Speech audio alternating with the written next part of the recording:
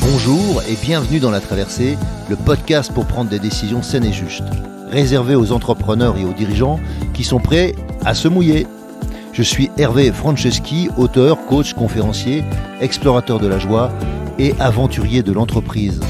2 fois par mois, nous allons explorer ensemble, au travers de contes initiatiques et avec mes invités, comment traverser vos difficultés, vos incertitudes, vos moments de solitude et aussi vos réussites ou vos euphories. Mes invités, des sportifs de haut niveau, des start-upers à succès, des artistes reconnus, des dirigeants de grands groupes ou des personnes qui ont un parcours hors norme. À travers nos aventures, nous allons vous donner de l'énergie pour faire vos traversées.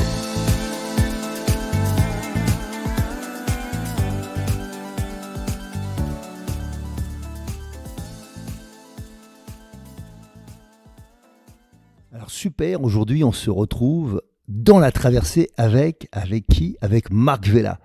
Marc, je suis très heureux de te recevoir et je vais dire quand même un mot. J'avais très envie de te recevoir parce que je suis un fanat de l'aventure humaine et je pense que tu es une des facettes de ceux qui vivent l'aventure humaine, c'est-à-dire rencontrer les autres et à travers ton art, je ne vais pas en dire plus, je vais te laisser la parole. L'aventure humaine, mais bonsoir Hervé, déjà. Merci de m'inviter, de m'interviewer, ça me flatte beaucoup et ça m'honore. Et je suis très touché aussi parce que j'ai évidemment regardé sur Internet l'homme que tu es et waouh, quel parcours aussi, quel homme. Je vois que l'aventure humaine, elle n'est pas que chez moi, elle est aussi chez toi. C'est peut-être pour ça que... C'est peut-être pour ça qu'on se rencontre. Oui, Ouais. je crois que ça résonne en fait, C'est ça. hein, si j'ai bien compris. Ça résonne. C'est le bon mot. Ouais. Ben oui, et qu'est-ce que vous voulez savoir, jeune homme? Alors, ouais, qu'est-ce que j'ai envie de te demander? La première chose, c'est au fond, si tu fais ces conférences, si tu fais ces concerts, si tu vas rencontrer les gens dans un endroit qui n'est peut-être pas celui qui est le plus attendu quand on fait de l'art en général, c'est que il peut y avoir quelque chose des fois de nombriliste dans l'art. C'est-à-dire qu'on se regarde en faisant faire. Et je trouve que toi, tu fais l'inverse. Toi, tu nous permets de rentrer dans l'art sans se regarder, justement avec une sorte de légèreté, une sorte d'habilité, je ne sais pas comment dire autrement, naturelle. On parlait de la nature tout à l'heure. Moi, je trouve qu'il y a quelque chose de très naturel dans ta manière de faire. Ben, je dirais que tu as raison, c'est l'inverse parce que moi, c'est le nombril des gens qui m'intéresse. C'est pas le mien. J'ai fait une fois soulever les pulls et les chemises de 400 spectateurs dans une salle et toute la salle m'a montré son nombril. C'était absolument génial. Voilà, ce qui m'intéresse, c'est vrai, moi, mon nombril, je le connais, hein, je le vois tous les matins. Oui, je trouve que l'autre est fascinant et voilà ce mystère de l'autre. Et puis voilà, le nombril est bien sûr est un, je dirais l'endroit vraiment qui est l'expression peut-être la plus significative de notre naissance, hein, de notre arrivée sur cette terre, et où commence le mystère de l'autre. Voilà. Qu'est-ce qu'il y a au-dessus du nombril et qu'est-ce qu'il y a en dessous. D'où l'expression est plus si affinité. C'est ça. Oui, pourquoi cette fascination, je pourrais dire, c'est parce que j'ai toujours eu cette conscience, voilà, qui peut sembler à la fois pour certains saugrenue, indécente et idiote, mais bon, peu importe, que l'autre, nous ne vivons qu'une seule fois. Bon, après, il y en a qui croient à la réincarnation. Certains pensent qu'on a eu des milliers de vies. Et je pense, j'y adhère. Hein. Enfin, moi, j'ai une petite voix qui me dit que c'est fort possible, qu'on a eu beaucoup d'histoires. Mais en attendant, celle-ci, voilà, celle que là, les auditeurs qui nous écoutent, toi Hervé, et puis moi, cette apparence, Hervé Franceschi, Marc Vella, c'est une fois. Dans l'histoire de l'univers, le corps que nous avons, l'apparence, ça ne se répétera jamais. Et c'est juste ce temps de vie qui dure quelques décennies, c'est pas grand-chose. C'est un claquement de doigts, en fait, la vie humaine, face à, je dirais, à l'échelle du cosmos. Qu'est-ce que la vie humaine? C'est un battement de cils, un éclair d'orage dans le grand ciel. Cette vie, un souffle. Voilà. Je veux pas plomber l'interview, mais on est déjà mort. C'est ça. En réalité. Mmh. Donc, c'est cette fulgurance, cette fugacité plutôt de ce que nous sommes, que j'ai envie de vivre, presque de saisir, voilà, du mystère de l'autre. Et comment ne pas prendre ce temps, voilà, avec cet autre, s'interroger, qu'est-ce qu'il a dans son cœur, quelle est sa quête, souvent les blessures, évidemment, qui aussi l'animent, le portent, et c'est tout ce mystère auquel j'ai envie de répondre. Voilà, c'est aussi simple que ça. Et qu'est-ce qui t'a amené donc à vouloir aller rencontrer donc au plus près? Moi, je pense que c'est une histoire de vie déjà. Hein. C'était une enfance. Moi, j'ai eu une enfance tout le temps rejetée. J'avais pas de chambre, pas de maison. J'étais un enfant, voilà, battu, méprisé, humilié, maltraité, on dit, hein, tout simplement pour résumer. Voilà, donc à 15 ans et demi, je voyais pas trop d'issue dans ma vie, si ce n'est de me jeter sous un camion avec mon vélo. Et ce qui m'a empêché de le faire, c'est tout simplement ma monitrice de colonie de vacances, qui avait 30 ans à l'époque, et qui a posé des yeux d'amour sur moi. Moi, j'étais un petit garçon, à 15 ans et demi, je mesurais 1m40, j'avais la taille d'un enfant de 10 ans.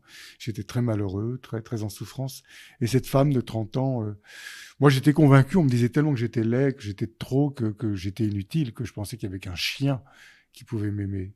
Voilà, les humains, j'avais que des coups. Et cette femme m'a posé des yeux d'amour sur moi. J'ai eu droit à une nuit d'amour, voilà, une nuit particulière, si je puis dire. Et le lendemain de cette nuit, quand je me suis réveillé, je me suis dit, waouh, j'ai le droit d'être aimé. Et ça m'a sauvé la vie, tout simplement. Ça m'a donné une foi, une confiance. Après cette nuit, j'ai pris 43 cm en 2 ans. À l'école, moi qui étais le plus mauvais, je suis devenu pas le meilleur, mais enfin parmi les meilleurs. Voilà, j'ai eu mon bac avec mention, j'ai intégré les classes prépa pour faire normal sup en philosophie. Voilà, puis après j'ai fait de la musique, j'ai fait le conservatoire, j'ai eu le prix de composition. Enfin voilà, puis après la suite, vous savez. Oui, cette nuit d'amour a été vraiment le catalyseur. Ouais. Et les médias aujourd'hui qui parlent beaucoup il y a eu à un moment donné, il y a quelques mois, quelques années, cette comment dire, dénonciation des crimes voilà, sur mineurs. Voilà, moi, ça m'a fondé, ça c'est clair. J'ai trouvé ô combien c'était indélicat, cette violence, parce que oui, c'est vrai qu'indéniablement, il peut y avoir des amours qui peuvent être destructeurs, mais il y a aussi des amours qui peuvent être fondateurs. Je pense que c'est un sujet très sensible, c'est du cas par cas. On n'a pas toutes les données et je pense pas que c'est en mettant ça sur la place publique, comme ça, en déversant ça, qu'on va régler les choses voilà, d'une manière saine et bienveillante. Alors, quand tu dis qu'en fait, ce regard d'amour qui a changé ta vie, est-ce que c'est ça aussi que tu as envie de repartager aujourd'hui? Parce que je dirais pas que je vois un regard d'amour systématiquement quand je te vois ou quand je pense à toi, mais je vois un regard jubilatoire. Je vois du plaisir, je vois de la joie, je vois de l'envie, dans le sens envie de partager, quoi. D'accord, envie de vivre. Alors peut-être avec ces 15 ans qui n'ont pas pu être vécus, peut-être qu'il y avait des choses à rattraper. Mais j'ai l'impression que tu as de quoi encore donner beaucoup.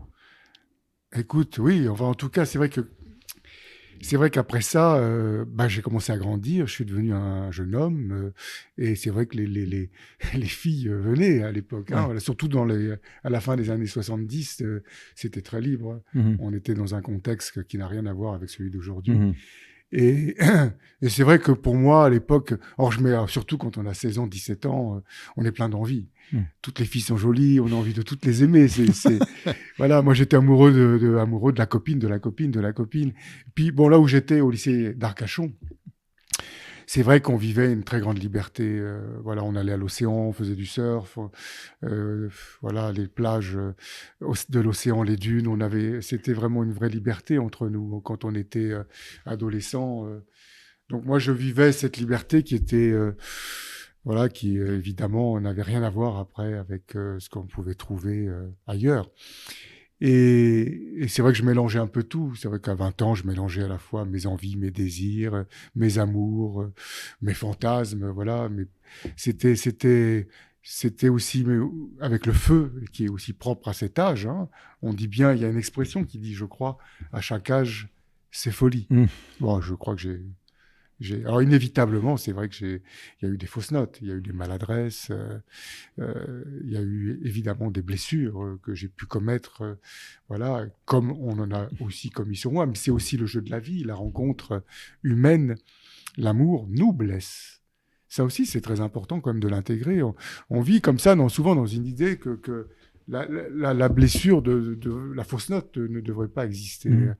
Et la réponse aujourd'hui de la société sur les jeux humains, c'est souvent une réponse presque hystérique. Il m'a blessé, il n'a pas été juste. Le mot manipulé souvent Ouais. peut À tout bout de champ, ouais. voilà. Alors que c'est un mot magnifique, Mhm. ça nous définit en tant que, je dirais, si on nous compare au règne du vivant, ce qui nous différencie, c'est justement parce que nous manipulons. Mhm. Nous avons des mains et les mains, c'est sacré. Et la manipulation, c'est sacré. Un boulanger, un charpentier, un ébéniste, un potier, tout ça, ce n'est que de la manipulation. Un pianiste que je suis. Et c'est très curieux, cette diabolisation, je trouve.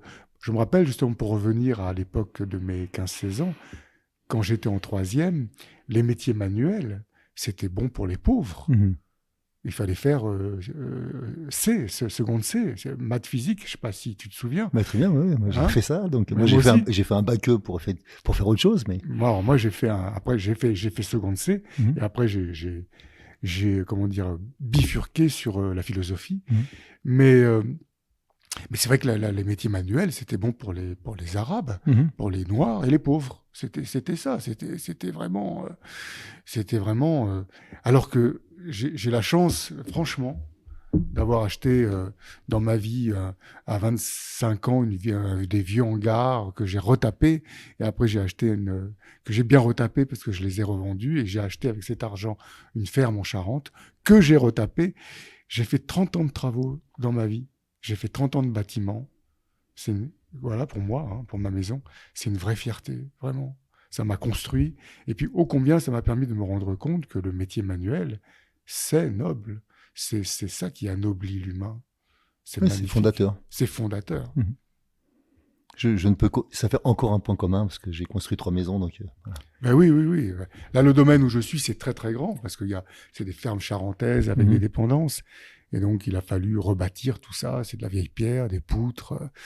Voilà. Et tu vois, mes mains, bon, j'ai fait attention parce que et souvent, beaucoup d'amis pianistes me disent, mais tu es fou. La masse, le marteau-piqueur, voilà, la tronçonneuse, la scie sauteuse, la visseuse, etc. Enfin, la disqueuse, enfin, tous ces outils. Moi, j'ai tout à la maison. Hein. D'ailleurs, lundi, là, c'est pas compliqué. Quand je rentre chez moi en Charente lundi, je m'y remets encore. Je refais tout un mur. Et j'aime ça, j'adore. C'est dur, mais c'est le métier manuel. C'est grandiose. Ah, tu réalises. Oui, et puis je trouve que c'est un peu comme nous, finalement. Quelque part, nous naissons souvent avec des mémoires transgénérationnelles.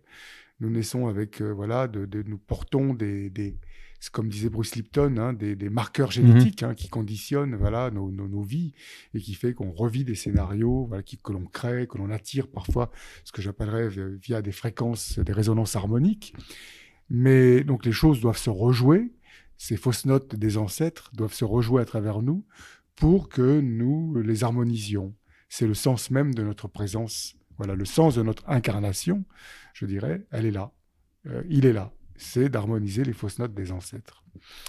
Mais voilà, et ça c'est... Donc quand on va bâtir une vieille ferme, une vieille maison, c'est un peu ça, c'est des murs qui sont en pierre il faut rejointer, nettoyer, rejointer, c'est des poutres qu'il faut poncer. Mais voilà, c'est toute une charpente qu'il faut travailler, isoler. Mais quel bonheur quand c'est terminé. Il y a vraiment une âme dans ces maisons, indéniablement.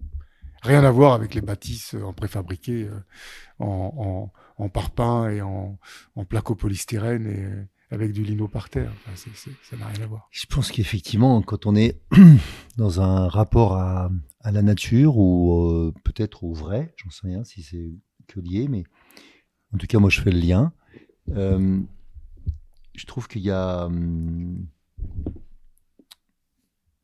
dans la réalisation ou dans le fait de bâtir quelque chose qui est laisser une trace pour que d'autres laissent la leur. Ok, je sais pas, j'en sais rien, une sorte de passation. Et puis il y a aussi quelque chose comme une œuvre. Alors, il y a des œuvres artistiques, mais il y a des œuvres, je dirais, qui sont pas obligatoirement sous le regard de l'art, mais au moins de l'artisan, de celui qui fait. Et je trouve qu'il y a quelque chose de cet ordre-là que tu nous contes là. Oui, mais c'est toujours pareil, c'est cette exigence du beau. Je me souviens que c'est parce que c'est grand, cette ferme, c'est un domaine charentais. Et il y avait tellement de travail que j'avais fait venir une entreprise. Et le type vient me voir, il me dit, bon ben voilà, on va faire un faux plafond, là on va mettre sur les murs du placo, et voilà, et puis par terre un petit lino. Je dis, non mais écoutez, pour un prix, en plus c'était 250 000 euros, tout ça. Je dis, non écoutez monsieur, je vous remercie, mais vous pouvez partir. Donc voilà, et ça fait 15 ans, enfin non, ça fait 12 ans que j'y suis, et on a tout refait, voilà, avec mon épouse et des copains, et on a réhabilité pierre par pierre, et les poutres, on a mis du carrelage, enfin on a, voilà, et c'est ce beau, c'est comme la cuisine, on peut prendre une conserve pour se nourrir, ou alors on va acheter des légumes, et puis pas n'importe quel légume, voilà, c'est un petit peu plus de temps, mais pas tant que ça finalement, quand on y réfléchit bien, c'est 10 minutes, un quart d'heure de plus, mais quelle différence. Et quel lien tu fais avec ça et ton activité de pianiste? Mais c'est la même chose en fait, euh, la musique, elle peut se vivre comme quelque chose que l'on va consommer, euh, à travers des partitions ou à travers des choses que l'on répète, qu'on en entend, que l'on écoute. Moi, c'est une relation que je vis avec le piano depuis toujours, qui est une relation où je suis face à l'inconnu. Je ne sais pas ce que je vais jouer, et c'est pas moi qui commande, c'est la musique. Je joue une note, j'écoute, je me laisse guider. Et voilà, je laisse la musique dire à travers moi. Et c'est magique parce que bah, ça fait, j'ose pas le dire, mais ça fait pratiquement 50 ans que c'est comme ça. Et je suis compositeur, donc, et je joue ma musique, je la reçois. Elle m'est vraiment donnée du ciel. D'ailleurs, j'ai jamais demandé, depuis le début, j'ai jamais demandé des droits SACEM. Ma musique est à la SACEM, et quand je fais des concerts, j'ai toujours dit aux organisateurs, vous dites à la SACEM, parce que la SACEM réclame des droits, vous leur dites que j'ai fait un concert sur la fausse note. Et comme ça, ils ne demanderont rien. Je trouve, voilà, moi je pense que cette musique, elle m'a été donnée, et je la donne. Voilà. Merci. Merci pour nous. Et donc justement, cette idée de l'éloge de la fausse note, c'est un mot qui revient souvent chez toi, la fausse note. Tu peux nous en dire quelques mots? Mais oui, parce que c'est inévitable, c'est la vie. Je dirais que c'est le synonyme du mot vie, tout simplement. C'est la vie qui est pétrie de fausses notes. Voilà, ça s'appelle déjà la plus terrible, la mort. Mais enfin, la plus terrible, tout est relatif. Ça dépend après comment on se positionne avec cette réalité. Mais après, voilà, c'est la vie avec son quotidien. La spécialité peut-être de la vie, c'est le croche-patte. Tout va bien, pouf, patatras. On n'a rien demandé, il nous arrive un truc. Et on a beau être aligné, on n'échappe pas à cette histoire. Il faut rester très humble face à tout ça. Je pense à mon amie Christiane Singer, quelle femme magnifique. On s'est tout de suite reconnus en résonance d'âme et de cœur quand on s'était rencontrés, il y a de ça 20 ans. Et cette femme, j'invite nos auditeurs à aller sur Internet et d'aller voir Christiane, d'écouter Christiane Singer. La voir aussi, parce que c'est une femme terriblement belle aussi. À la fois dans sa posture, dans sa ligne, voilà, dans ses lignes de femme, et puis dans sa voix, dans son timbre. Tout est beau chez cette femme. Et cette femme qui est une lumière, qui a éclairé, qui a écrit des livres magnifiques qui sont édités chez Albin Michel, qui a donné des conférences partout sur la conscience, sur l'amour, eh bien, malgré cette sagesse, elle est partie très vite, hein, à l'âge de 64 ans, d'un cancer, d'un cancer en quelques mois. Je crois qu'il faut savoir humilité garder, bien comprendre que même si on fait un chemin spirituel, même si on arrive à conscientiser les choses, on n'est jamais à l'abri parce qu'il y a en nous des mémoires d'ancêtres, des mémoires fantômes, des dates anniversaires, des choses qui doivent se manifester, se jouer et qui doivent se vivre. Et qui doivent se vivre. Ce sont les fausses notes. Donc face à ça, le musicien va dire, tous les musiciens, c'est ce que Mozart, Beethoven, Bach, Brahms, Rachmaninoff, Vella, enfin tous les plus grands, hein, en toute humilité, ils nous disent tous la même chose. Quand il y a fausse note, quand il y a dissonance, il n'y a pas grand-chose à faire si ce n'est harmoniser. Voilà, ils vont répondre au sens de la vie qui est celui-ci. C'est lorsqu'il nous arrive quelque chose, un accident, une séparation, un décès d'un enfant, bref, une maladie, les fausses notes de la vie. Eh bien, nous n'avons qu'une seule chose à faire, harmonise, nous dit Mozart, harmonise. Alors, comment faire pour harmoniser ? C'est accueillir, je crois, cette dissonance, non seulement l'accueillir, la remercier même, et voir dans cette dissonance un rendez-vous à l'amour. Parce que la fausse note nous apprend l'amour. Et ça, c'est vraiment quelque chose d'extraordinaire. Tu peux creuser ça ? La fausse note nous apprend l'amour. Ah, bien sûr. On nous a fait croire dans notre société que ce qui nous apprend l'amour, c'est l'Apollon grec. Oui, je comprends ce que tu dis. Vous en avez l'apparence, je trouve, jeune homme. L'Apollon grec. Merci de m'en dire autant pour moi-même, ça me touche beaucoup. J'osais pas de proposer un miroir. Et les fesses d'une jolie brésilienne. C'est ça. Non, c'est pas ça qui nous apprend l'amour. Ce qui nous apprend l'amour... Ça nous apprend l'envie, ça c'est peut-être à te casser. Oui. Bon, ça peut être sympathique, mais bon... Ou la comparaison, enfin, je sais pas. Mais ça dure pas longtemps, cette affaire. Non, ce qui nous apprend l'amour, c'est... Tu apprends que tu attends un enfant et tu apprends que celui-ci est atteint d'un handicap. Il va falloir l'accueillir. Est-ce que tu peux ouvrir ton cœur ? Et on se rend compte que cette fausse note te demande d'ouvrir ton cœur. Voilà un exemple tout simple, je dirais, de fausse note. Une fausse note dans un couple, c'est une séparation. On s'aime, mais à un moment donné, le couple, il y a une usure relationnelle, il y a eu aussi des fausses notes relationnelles, voilà, il y en a toujours hein, dans les couples, qui crée cette usure d'ailleurs, ce qui fait qu'à un moment donné, stop, ça s'arrête. Mais c'est une vraie souffrance. Bien sûr.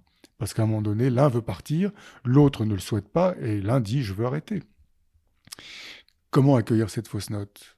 Souvent, les gens sont dans une telle souffrance qu'à un moment donné, c'est une colère qui monte. C'est une sorte de violence. Ne pars pas, si tu t'en vas, je vais tout faire pour t'empêcher. Ou voilà, il faut. Enfin bref, ça va de mal en pis et c'est une catastrophe. Peut-être que c'est d'accueillir cette réalité. Ma chérie, tu veux partir ? Je comprends. J'entends tes reproches. Et tu as tellement raison, il y a tellement de choses que j'ai pas su mesurer et je m'en excuse. Sache que je t'aime, moi j'aimerais qu'on continue, mais si tu as besoin de partir, vas-y, tu as besoin de combien, tu veux combien, et comment je peux faire pour t'aider, voilà. Et plus on va lâcher, plus on va inviter l'autre, je dirais, à cet envol, et plus on va être, et de lui dire, tu sais, si en plus il y a une fausse note quand tu t'en vas, ma maison, ma porte, mon cœur sera encore ouvert. Puis finalement, on se rend compte que tout d'un coup, l'autre ne peut que retomber amoureux face à, je dirais, à ce don de soi. Je pense que c'est ça qu'il nous faut apprendre, c'est comment se rendre compte que finalement, il n'y a rien à défendre. il n'y a rien à... Il n'y a pas à se sentir accablé par quelque chose, par la fausse note. Elle nous invite juste à l'accueillir et derrière elle à mesurer, je dirais, la, le don du cœur, l'agrandissement du cœur, la grandeur d'âme, la grandeur d'âme. Souhaiter à l'autre tout le meilleur, même si on est déchiré, et dire waouh, ça me fait tellement plaisir que cet amour, même s'il ne continue pas, t'a permis cet envol. Quelle joie! Et là, revenir dans son intériorité, se rendre compte qu'il y a quelque chose, comme une sorte de mission qui a été accomplie quelque part, rendre l'autre heureux. Et ça permet, je pense, de traverser beaucoup plus facilement les choses. Parce que s'empêtrer dans des vengeances, dans des colères, dans des calculs comptables voilà, de ce qui a été accumulé, de ce qui doit être pris, donné, ou je dirais prédaté, ça c'est juste l'enfer. L'amour, c'est donné, mais notre difficulté peut parfois être de confondre l'amour et l'attachement. C'est pour ça c'est une formule de possession. Il est inévitable.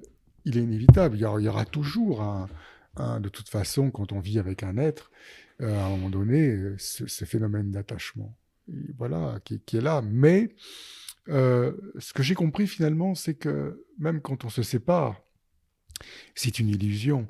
Je ne sais plus qui disait finalement, on ne pourra jamais trouver le paradis s'il reste un seul homme en enfer.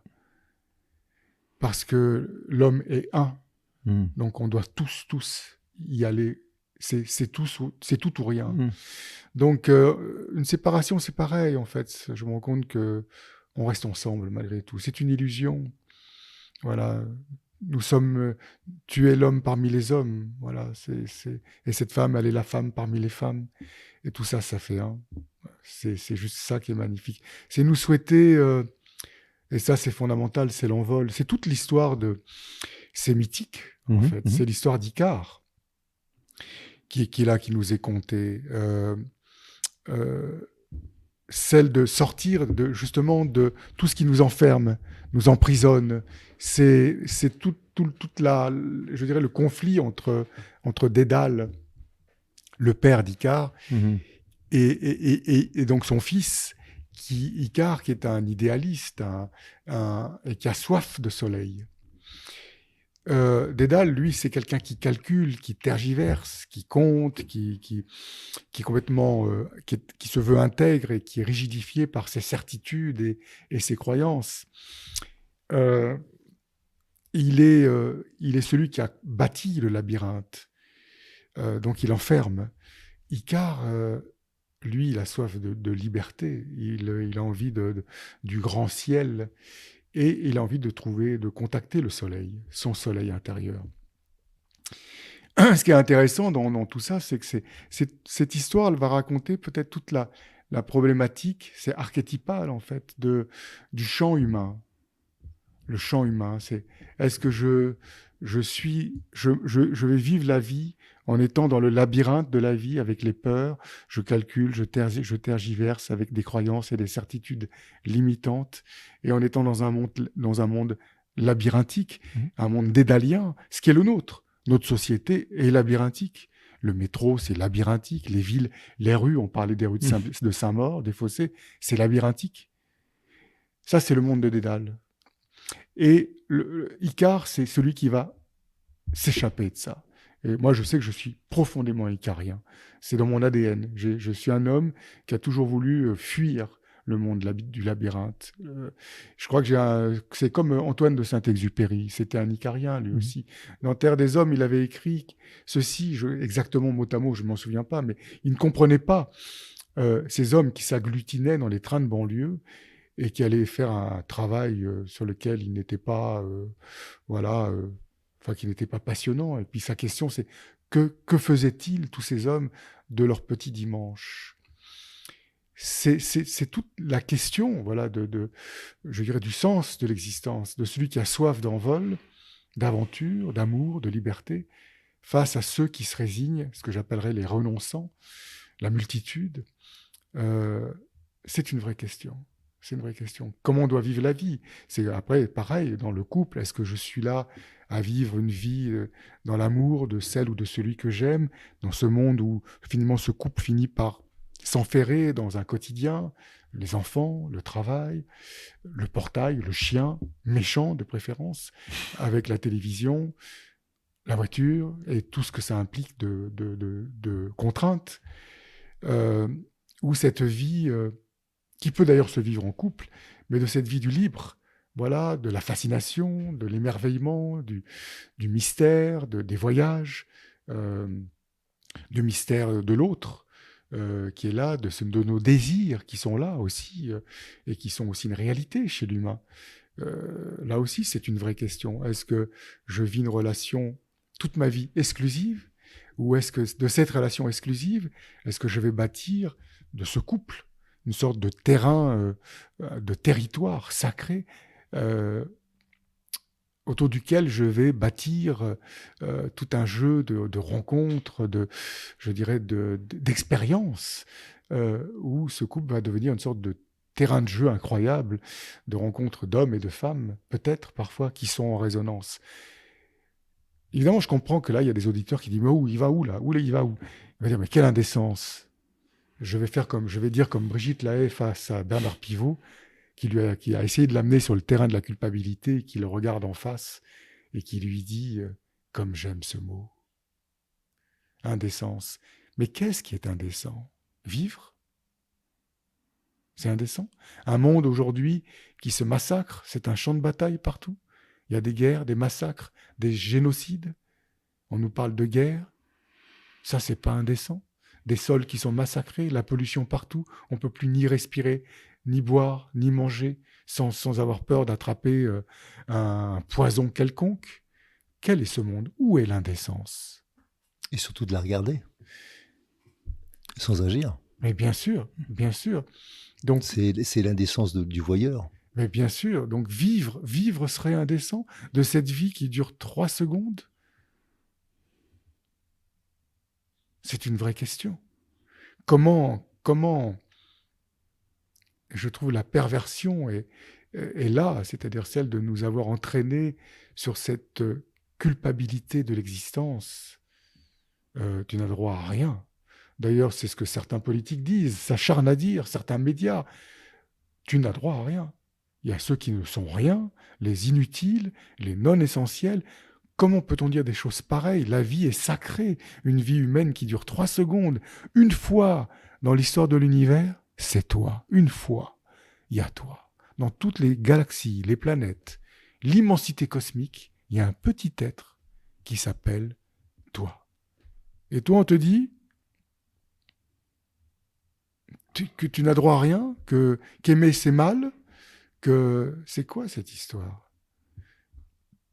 C'est quoi cette histoire? Moi, je crois beaucoup au couple solaire, voilà, de cet amour, de celle et celui, voilà, de ce couple qui s'aime, qui s'explore, je dirais, où le corps est tout un territoire incroyable, où le but n'est pas de jouir de l'autre, parce que être avec l'autre est déjà une jouissance. Voilà, c'est fini, ça s'arrête là. Il n'y a plus du coup de performance, d'exploit en quoi que ce soit. Voilà, on n'est plus là dans le registre qui est classiquement montré, mais dans quelque chose qui est extrêmement fin et qui touche au sacré. Et en même temps, voilà, il y a aussi cette réalité, parfois, qui peut se manifester là, dans ces résonances, voilà, je dirais, de la magnificence de ce que nous sommes.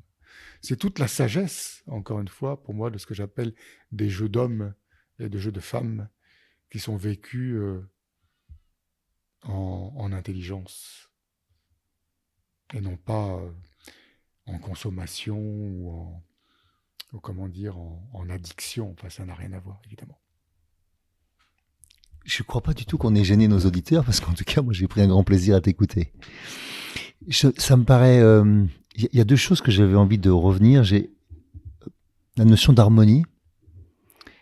Tu as parlé beaucoup d'harmoniser, donc harmoniser les fausses notes, mais aussi les fausses notes de nos ancêtres, comme comme harmoniser la fausse note, comme pouvait le dire Mozart, et simplement en accueillant cette dissonance. J'ai bien aimé cette notion d'harmoniser et d'accueil. Et puis il y avait le deuxième sujet sur lequel j'avais envie qu'on rebondisse aussi, c'était la notion de liberté qui t'est chère et qui, pour moi, est une opportunité de remettre au centre en fait ce qui est fondamental. Opportunité, ça s'entend, c'est la porte de l'unité. Ouais. Ça nous mène vraiment... Voilà, c'est toute l'histoire où le 1 originel veut être 2. Et puis, de 2, il devient 3. Et de 3, il est multiple. Il est multitude. Et de la multitude, aujourd'hui, le désir de cette multitude, c'est de revenir au 3, et puis au 2, et d'arriver à nouveau à l'unité. C'est inévitable. C'est cette danse, voilà, c'est une danse, encore une fois, du 1 à la multitude et de la multitude au 1. Et c'est une danse qui s'intrigue, qui s'entremêle. Mais finalement, l'harmonie, puisque c'était le sujet de ta question, finalement, c'est une danse avec la fausse note. L'erreur que nous commettons, c'est de dire « ça c'est faux, ça c'est juste ». Et nous séparons les choses. Donc le faux, c'est mal, le juste, c'est bien. Mais on est enfermé dans ce qu'on appelle le principe de bivalence, qui est extrêmement réducteur et archaïque, infantile même, on devrait dire. Alors qu'en réalité, ce qu'on peut dire, dont je suis convaincu aujourd'hui, c'est que l'harmonie désire la fausse note. Elle désire les fausses notes. Parce que l'harmonie, au bout d'un moment, elle s'emmerde. Elle se morfond, elle s'ennuie, elle désespère. Si je joue do, mi, sol sur le piano, que je pourrais faire d'ailleurs, qui est pas loin, là, qui est juste là, tout le temps, je prends l'accord parfait majeur, on va dire, bon, ok, on a compris. Est-ce qu'il y a d'autres notes? Si je joue toujours les mêmes notes, c'est juste infernal. Et c'est ça le drame de la vie des gens aujourd'hui, c'est que pour beaucoup de personnes, leur vie, c'est toujours pareil. Et c'est infernal. Ce sont des souffrances. Moi, je les reçois à l'école. J'ai fondé l'école de la fausse note. Les gens me racontent leur vie. Il se passe rien. J'ai envie de vivre. Comment je fais? Et les gens sont pétrifiés. Pétrifiés, plein de peur. Plein de peur. C'est terrible. Donc, ce que je pourrais dire, c'est que ce sont des épousailles, en réalité. L'harmonie désire les fausses notes. Et bien sûr, les fausses notes, lorsqu'elles sont là, elles vont à un moment donné se lâcher, puis à un moment donné, quand elles se lâchent, c'est sûr qu'à un moment donné, ça devient cacophonique, chaotique. Et donc, elles sont perdues. Et là, à un moment donné, désespérées, affolées, elles appellent l'harmonie, harmonie, reviens, s'il te plaît. Et l'harmonie, tatin, tatin, tatin, tatin, elle revient. Sur la quinte, n'est-ce pas? C'est une quinte que nous venons d'entendre. Elle revient, et là, tout se calme, c'est fini. Mais pas pour longtemps, parce qu'à un moment donné, l'harmonie se morfond et les fausses notes reviennent. Et c'est ça la danse de l'éternité. On pourrait dire vraiment que les deux s'entremêlent. C'est une histoire d'amour entre l'harmonie et les fausses notes. C'est une merveilleuse histoire d'amour. C'est ça la musique de la vie.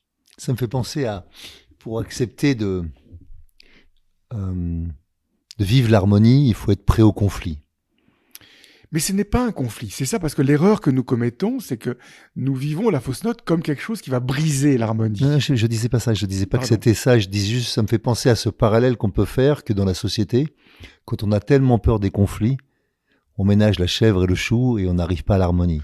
On ménage la chèvre et le chou, et donc pour éviter de se prendre le chou, le mieux, c'est de se prendre la chèvre, me disait un ami légionnaire. Bref, alors, après cette note d'humour tout en finesse. C'est ça, cette galéjade. Pardon, excusez-moi, j'ai des égarements parfois. Mais je l'aime bien parce qu'elle est de moi, alors donc voilà. Je la défends. Voilà. Mais c'est vrai que c'est de prendre conscience que, je me souviens dans le questionnaire de la caravane amoureuse, justement, c'est quoi pour toi des fausses notes? Et un caravanier avait répondu, une fausse note, c'est quand ça brise une harmonie. Non, ça brise pas une harmonie. Ça, c'est sa vision des choses. Une fausse note, ça agrandit une harmonie. C'est très différent. Quand Jean-Sébastien Bach va mettre dans ses préludes une dissonance, c'est parce qu'il, tout simplement, il va nous sortir d'une certaine tonalité. On va rentrer dans un autre univers. Et c'est ça l'histoire. C'est aussi ce que me disent les gens, finalement. À l'école de la fausse note, ils me disent, vous savez, monsieur, ce burn-out, cette séparation, ce décès, cet accident de voiture, sur le moment, j'étais terrassé. Mais avec le temps, ça m'a ouvert les yeux. J'ai pris conscience, j'ai changé de vie. Ça m'a fait avancer. Et on se rend compte que, oui, il y a une préciosité de la fausse note, parce qu'elle est enseignante et elle est aussi saignante. Hein. Donc, c'est s'enseigner, tout ça enseignant, inévitablement. Mais ça nous agrandit, mais c'est peut-être là tout le sens de la vie. Et effectivement, la vie nous blesse. C'est normal. Et dans cette société qui, quelque part, sous des aspects très infantilisants, veut nous préserver, nous protéger avec tout ce qu'on en a vécu, voilà, en imposant un vaccin, en imposant des lois liberticides, soi-disant pour notre bien, c'est de l'antivie. La vie nous blesse. Il ne faut pas avoir peur de ça. C'est normal. Je me rappelle une fois en stage, une femme qui me dit, moi, j'arrête l'amour, les hommes, j'arrête, j'ai été trop blessé. Je dis, mais c'est stupide. Et alors, ça l'a un peu agressée. Elle me dit, je te permets pas. Je dis, mais si, excuse-moi, mais se rencontrer, s'aimer, inévitablement, ça va heurter des mémoires, ça va heurter des choses, parce qu'il y aura on va toucher de l'intime, on va rentrer dans les entrailles à la fois de la chair et dans les entrailles de l'âme. C'est pas anodin tout ça. Inévitablement, ça va frotter, ça va frictionner.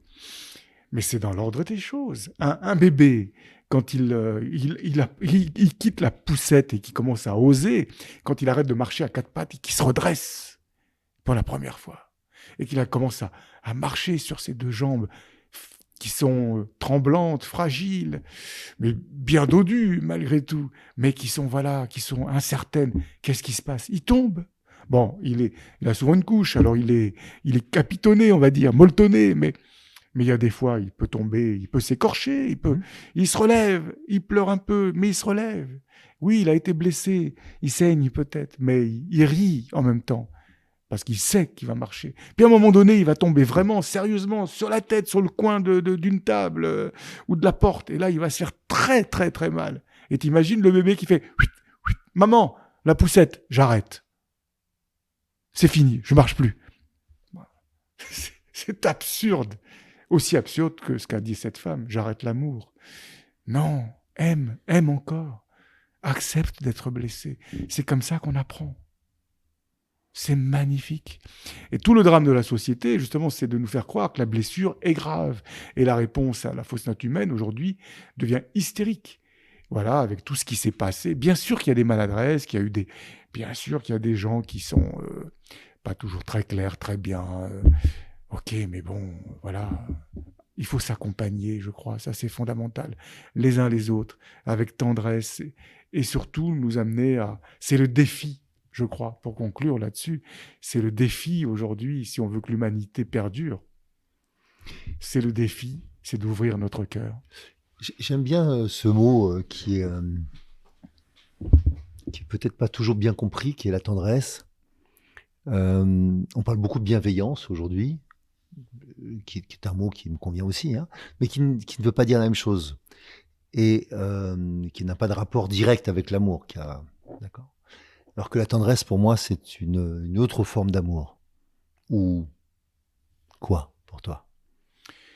Je crois que tout ça s'intrique encore, c'est pareil. Hein, c'est l'amour, de toute façon, qui sommes-nous pour en parler, déjà? Des pratiquants, peut-être? Mais nous le sommes tous, même ceux qui s'étripent sur le front russe et sur le front ukrainien. C'est de l'amour, tout ça. C'est terrible à dire, mais l'amour a toutes les formes. De ceux qui s'étripent, voilà, et jusqu'à le geste, jusqu'au regard, je dirais, bouleversé face à la magnificence ou face au mystère, tout simplement, de l'autre. C'est tout ce jeu humain, cette danse, encore une fois, de l'amour et de la haine, qui sont les deux facettes, si je puis dire. C'est très curieux parce que le monde c'est une danse ou une ode à l'amour et à la haine. Et c'est très curieux parce que comment on écrit le mot monde? Eh bien, si on enlève le mot M et N de monde, il reste ode. Donc c'est une ode. Au M d'amour et à la haine de haine. Et le M d'amour et la haine gravitent autour de ce haut, voilà, de l'ode, voilà, l'ode à la vie. Et c'est très curieux parce que ces deux lettres de l'alphabet, M et N, sont côte à côte dans l'alphabet. Elles sont collées. Parfois, on les confond, d'ailleurs, quand on les écrit. C'est très étonnant. D'ailleurs, le mot bien se termine par la lettre N. Le mot mal commence par la lettre M. Voilà des choses étonnantes. Lorsqu'on multiplie la lettre M, c'est la 13e lettre de l'alphabet. Si on la multiplie au carré, ça nous donne 169. Bon, c'est la lettre M d'amour. 169, c'est un peu embêtant, mais en tout cas, le 169e jour de l'année, c'est le solstice d'été. Et la lettre M, la lettre d'amour, tombe sur le jour où il y a le plus de lumière. La lettre N, voilà, eh bien, au carré, 14 au carré, c'est 196. 169 et 196 sont des chiffres miroirs. Si on les additionne, évidemment, il faut qu'il y ait moins 3 pour le premier et plus 3 pour le second.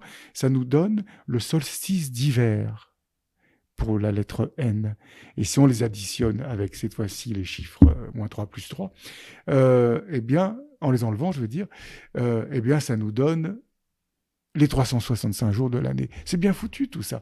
Mais on voit bien que ce mystère du MN, c'est quelque chose on se rend compte que, là encore, ces deux lettres s'entremêlent, s'intriquent. C'est toujours pareil aussi, comme finalement on évoquait, nous sommes des pratiquants de l'amour, et ça va effectivement de nos ombres les plus terribles, ce que j'appellerais, moi, tout au fond de nous-mêmes, on va dire le démon, hein, les léviathans, le dragon, la bête, pour reprendre le film de Jean Cocteau, La Belle et la Bête, le Minotaure, pour revenir au mythe de Dédale et du labyrinthe. Tout ça ne sont que le dragon, le léviathan, le minotaure, la bête, tout ça ne sont que des résurgences, en fait, d'un dieu qui a été vénéré dans la haute antiquité, qui n'était lui-même que la projection, je dirais, de croyances qui viennent de la proto-histoire.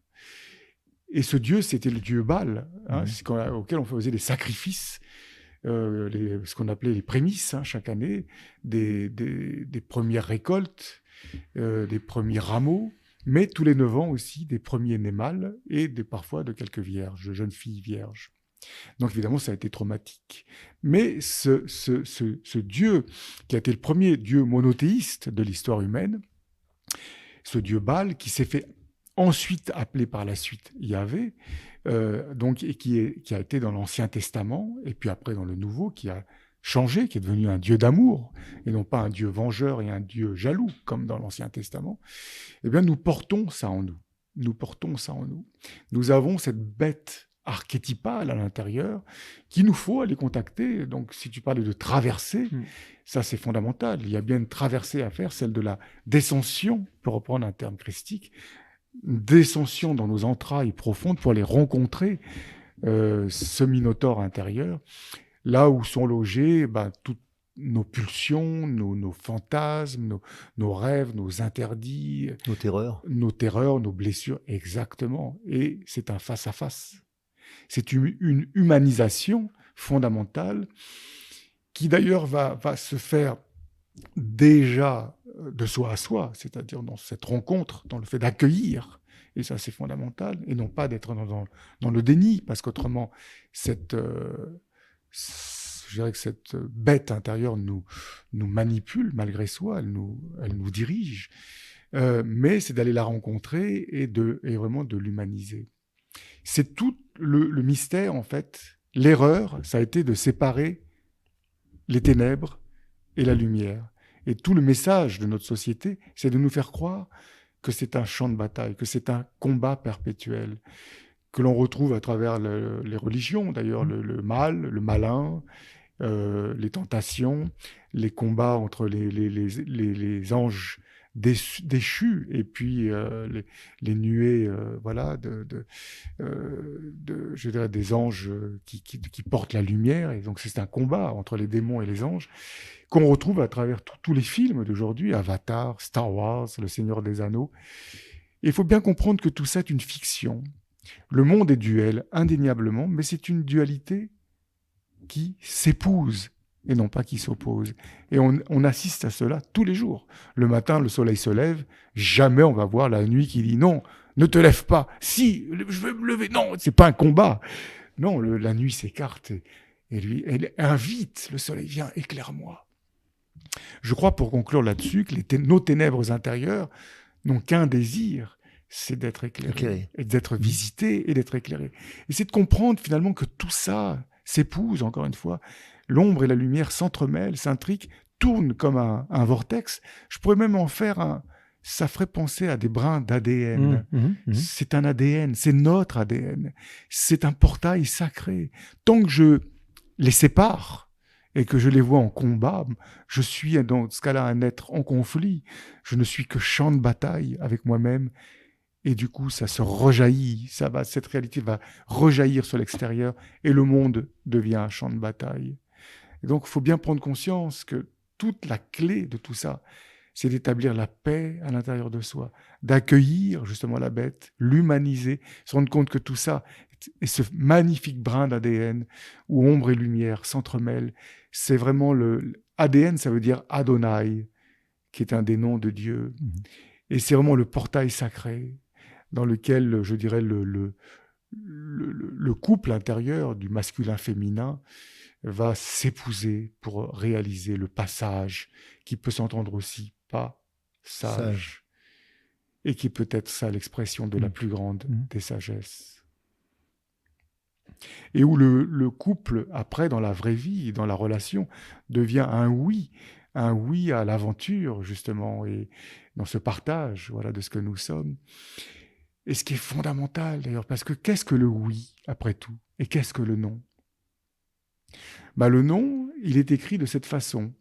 C'est le O originel, l'eau originelle, la source, qui est encadrée par 2 N. Le oui, c'est le O originel, qui est accompagné par le U, qui est le féminin, et le I, le masculin. Le oui, c'est l'union du masculin et du féminin ensemble. Et l'éveil, qu'est-ce que l'éveil après tout? Parce que le oui nous amène à l'éveil. Souvent on nous parle de la quête de l'éveil, et en fait il n'y en a pas. L'éveil nous dit simplement Ève, il, féminin, masculin. On voit bien que ce ne sont que des épousailles. Et dans cette société, tout n'est que combat. Les hommes contre les hommes contre les femmes, les noirs contre les blancs, les arabes contre les juifs contre le parti machin contre les... Tout n'est que combat, les ados contre les machins. C'est de la folie, ce monde, c'est de la folie. Tout n'a été fait que pour le fragmenter, le diviser, tout simplement pour régner sur ce que nous sommes. Et l'histoire nous dit, épouse-toi dans ce que tu es intégralement. Je te propose de finir sur cette note. Et si tu devais mettre en exergue ou en une de tes traversées, tu dirais quoi? Parce que là, tu nous as proposé la traversée de notre intérieur. Mais je dirais quoi? J'ai raconté à travers ça, je dirais déjà moi, mes propres traversées. Si je peux compter tout ça, c'est parce que je l'ai vécu, évidemment. Après, je dirais juste que l'une des clés, si je puis dire, de tout ça, c'est fondamentalement d'être cet être, voilà, qui va se reconnaître dans sa réalité, dans cette pleine réalité, dans cette sincérité avec soi, justement, avec justement nos entrailles, nos rêves, nos désirs, d'être vrai et non pas les refouler. La réalité, moi, de ce que je vois, c'est que la plupart des gens sont dans des frustrations en vieillissant, mais qui sont colossales, qui génèrent des colères colossales et que va absorber la résignation. Et cette résignation qui, du coup, va parfois se transformer en cancer, en maladie. Et ça, c'est terrible. Donc, je crois que pour éviter ça et pour contacter notre soleil, donc ça implique l'envol. L'envol nous demande cette sincérité. Ce qui a perdu Icare, finalement, c'est peut-être ça. C'est parce que dans l'histoire, les ailes vont fondre parce qu'elles vont manquer de cire. Or, en latin, sans cire, ça se dit sincere. Et la sincérité, ça se dit sincera. Et on voit bien que peut-être que pour réussir nos envols, il faut de la sincérité. Là, sur cette note, que je ne qualifierai pas. Non, mais c'est fondamental. Et puis contacter le soleil, bien comprendre qu'évidemment, ce n'est pas le soleil extérieur, c'est le soleil intérieur. Nous sommes là pour briller, pour rayonner, dit l'ange, dans les dialogues. C'est notre soleil. Donc c'est vraiment une histoire d'envol. Et c'est fondamental. Et l'envol, c'est la jouissance. On parlait tout à l'heure de l'émerveillement. Je parlais de cet être aligné, justement, qui a établi ses épousailles entre son masculin et son féminin, donc l'éveil. Et cet être éveillé, il est cette pleine présence, mais pas tiède, pas timide. Oui, c'est une pleine présence en jouissance. Et c'est intéressant parce que l'expression populaire, qu'est-ce qu'elle dit sur la jouissance? Elle dit s'envoyer en l'air. Donc on voit bien qu'on revient fondamentalement à cette histoire d'Icare, à l'envol. Et c'est ça, donc, je crois, la clé de tout, c'est cette jouissance à chaque instant devant les autres, de ce qu'ils sont, le monde, voilà, une forêt, des choses, des arbres, un coucher de soleil. Tout, comme disait Christiane Singer, justement, elle disait s'émerveiller devant un caniveau, un encart publicitaire et le froufrou d'une hirondelle. C'est être en gratitude. On se rend compte que cette jouissance, c'est la source de toutes les gratitudes. C'est qui va nous amener à cet émerveillement de ce que nous sommes. Si je n'en suis pas là, tout ne va être que plainte et souffrance. En même temps, ô combien la souffrance est nécessaire, puisqu'elle fait partie du processus alchimique de la transmutation, l'œuvre noire, le soufre en ce, souffrance, et le feu intérieur, ces deux ingrédients vont permettre dans le creuset de l'âme, l'alchimie, l'œuvre noire. Mais donc voilà, pour conclure, je dirais que la jouissance, la posture, voilà, la pleine présence en jouissance, c'est la clé qui ouvre toutes les portes. Et moi, je l'appelle du coup le pass, puisqu'un pass ouvre toutes les portes, et qui va déterminer le salut de notre âme. Donc j'appelle ça, et c'est le titre de mon dernier livre, le pass salutaire. Je te remercie infiniment. Au plaisir de vous retrouver tous bientôt. Nous avons eu la chance d'écouter Marc. Je vous proposerai, alors si vous avez l'occasion quand même, d'aller l'écouter. À très bientôt sur La Traversée. Salut. Si vous aussi vous vivez une traversée et souhaitez être soutenu pour arriver à bon port, alors embarquons ensemble. Je vous invite à postuler à mon programme d'Ultimate Coaching, un accompagnement personnalisé de haut niveau sur mon site hervéfranceschi.fr/Ultimate Coaching. Ce programme s'adresse aux dirigeants et aux entrepreneurs désireux de se dépasser avec fluidité et simplicité. Par exemple, pour se préparer mentalement comme un sportif de haut niveau, ou bien pour être plus présent à soi et à son corps, ou encore pour développer performance, inclusion et bien-être dans votre entreprise. Et enfin, exploser les plafonds de verre qui vous empêchent d'atteindre votre potentiel. Et bien sûr, si vous aimez ce podcast, favorisez sa diffusion en lui donnant 5 étoiles, j'ai bien dit 5 étoiles, sur Apple Podcast ou votre plateforme de podcast préférée. Et surtout, abonnez-vous pour ne manquer aucun épisode. Dans cette traversée, sortez vos cirés, ça va rincer.